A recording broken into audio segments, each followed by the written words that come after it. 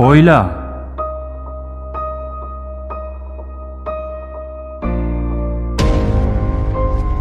падару модар,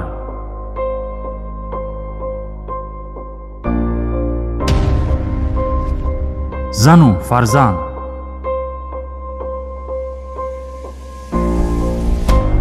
ин ҳама неъматест аз ҷониби Аллоҳ. пас ба қадри ин неъмат бояд бирасем. расул саллаллоҳу алайҳи васалам мефармояд: беҳтарини шумо ҳамон аст ки бо оилааш муносибати хуб мекунад. ҳеҷ як падар наметавонад ба фарзандаш чизе арзандатаре ба мисли тарбияи хуб бидиҳад.